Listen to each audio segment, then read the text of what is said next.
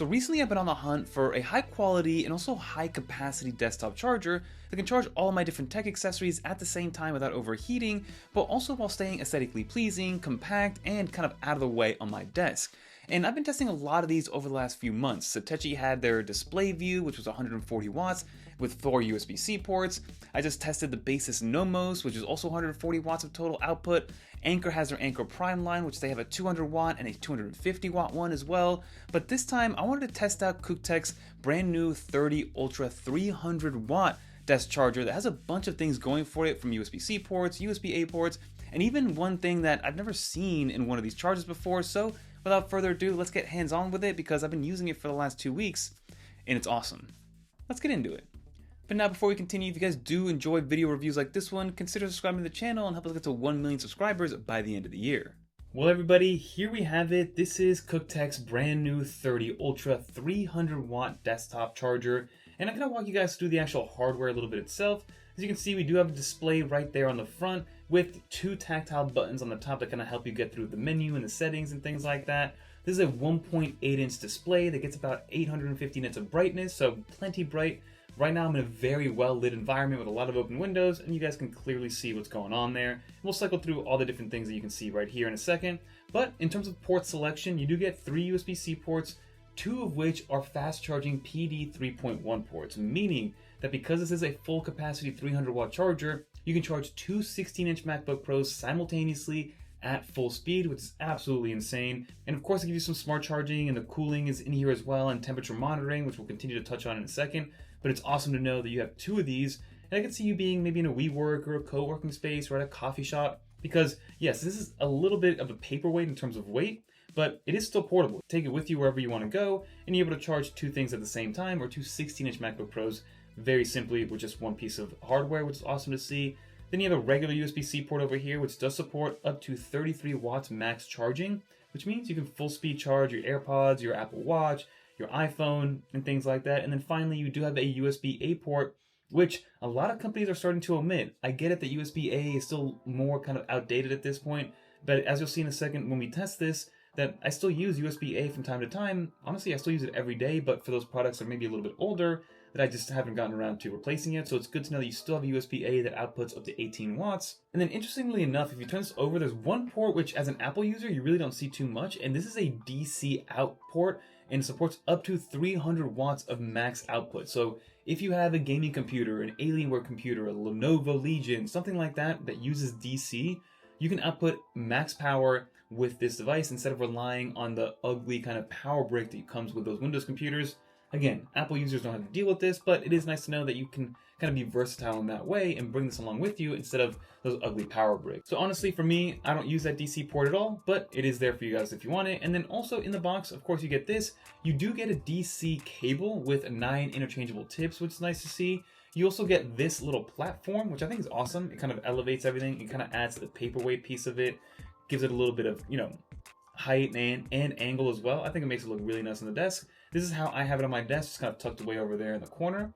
And then lastly, you do also get a 240 watt capable USB-C port with this right here. So it brings the USB-C port, it brings of course the power cable, it brings the DC cable, and it brings this little stand in the packaging. But now, what kind of information can you get on this display? So let's start to plug some things in. So what I always like testing first is going to be this cable right here, because this cable is attached to my studio light, which does take up a decent amount of wattage. So if I plug this in, it immediately will start to take up some wattage. It'll let me know like, hey, you're using the C1 port. Now you're going at about 54 watts of power, 60 watts of power. I believe in real time as the light is being used, it sucks up about 65 watts of power. It does have a built-in battery, but the battery lasts like 5 seconds. But it is nice to know that you get that. And if we continue to plug some other things in, for example, if I grab this cable right here, plug it into this port, maybe we can plug in my 17 Pro. And a cool thing, as you can see, it's smartly detected that this is an Apple product. So some brands and companies are able to do that. It'll be able to recognize certain products. I've noticed that with some Xgimi stuff, it was able to notice it. Some Google Pixel stuff, it was able to notice it. So that's always good to see. And you can see that in real time, it's starting to pick up a little bit. But now, if we press this button right here, you get an individual reading of each port and what it's doing. So the C1 port is at 38 watts, the C2 port is at 33 watts, and you even get a live reading. I know it's a little bit tough to see because it's a little bit smaller, but you get a live graph reading of the amount of power that's being outputted in one go. And what's nice about this is, as somebody who tests a lot of tech, both cables and products, I like to test out exactly how much each cable supports and how much these products support, especially when companies have claims that, hey, it charges up to this amount of wattage. So you get to see the curve in terms of how fast it ramps up depending on the product. So you can see that this is going to go up and down over and over again until it kind of finds its speed, and then it'll eventually, once this gets to 80%, it'll trickle charge itself down. So that's always good to see. Let's continue to plug some things in here. So I have my Nomad kind of keychain cable. We'll use this to plug it in, and then we'll charge up my AirPods. Let's see if it recognizes that that's an Apple product. So we'll plug that in. Boom, it plugs in. Now I am charging at slower speeds, of course, because A, they're AirPods, and B, this port only supports up to, I believe, like I said, 33 watts. And then last but not least, I do have my Sony camera charging station, which uses, weirdly enough, USB-A and micro USB on the other end. Let's plug this guy in. Now we're plugged in with all of them.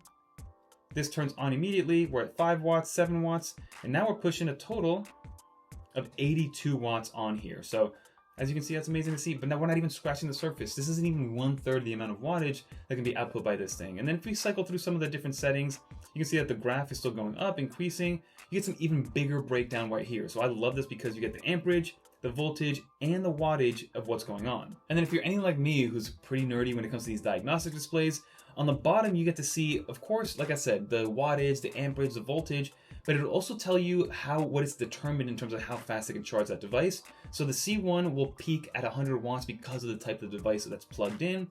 The other one will peak at 45 watts because that's what the iPhone peaks at, the iPhone 17 Pro. And if there's more things that are corresponding to that, it'll add that. And not only that, but you'll see that over time, it'll actually start to rotate and tell you how long it's going to take before it gets to a certain percentage. So similar to how it does it on your iPhone, it's great to see that it does that for you as well. And then if you press it again, you get the temperature, which in real time is jiggling right now. It's kind of getting a little bit warmer.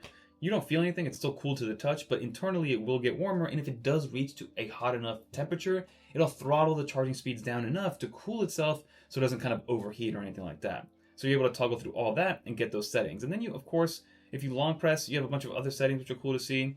Kind of go through all the different settings, language settings, kind of toggle through them.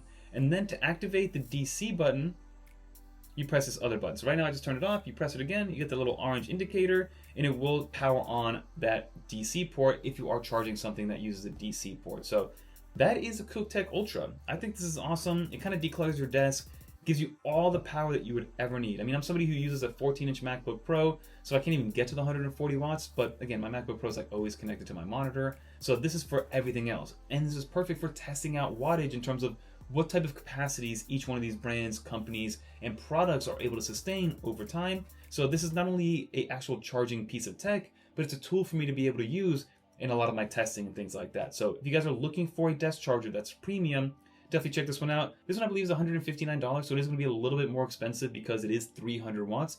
But in terms of comparison's sake, there really isn't another 300 watt charger with a diagnostic display that has everything that this brings. The closest one I found was the Anker Prime 250 watt one, but that one's $150, and it doesn't have the DC port if that's what you're looking for.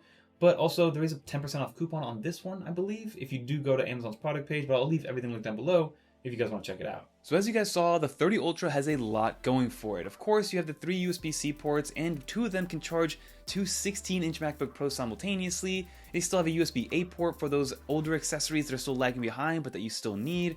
It even has that DC output, which is absolutely insane. I've never actually seen that because as an Apple user, we really don't use that type of charger. It's more so for gamers, for people using Alienware products and things like that, but it is good to know that you can use that and use it alongside your Apple products. And then of course you have the real-time diagnostic display, and this one so far has been the best one. It's the brightest, it gives you the most amount of information. The nerd in me kind of geeks out every single time it turns on. It even tells you exactly what brand of product is being charged in the moment because it's able to determine that with its Smart Connect. So overall, absolutely love this charger. It is $159, I believe, and a link it down below for you guys to check out. I think there's a 10% off coupon on Amazon's product page, so if you're in the market for a high quality desktop charger, I do recommend checking that one out. I just wish they had a built-in retractable cable like the Nomos one by Basis has, because it just makes it ultra convenient. That, again, that would have made it a 10 out of 10 for me, but for now, we'll keep it at a 9 out of 10. I'm still looking to see what my first 10 out of 10 product is going to be, and comment down below some products I should try out to add to the series that I need to review in that kind of charging ecosystem space. But that'll do it, everybody. If you made it to the end, leave a little dolphin. Also comment down below what other emoji I should try up here instead of dolphin. Let's see. But if you guys want to watch more videos like this one, check out one of these right here. Until next time, I'm Fernando. Peace.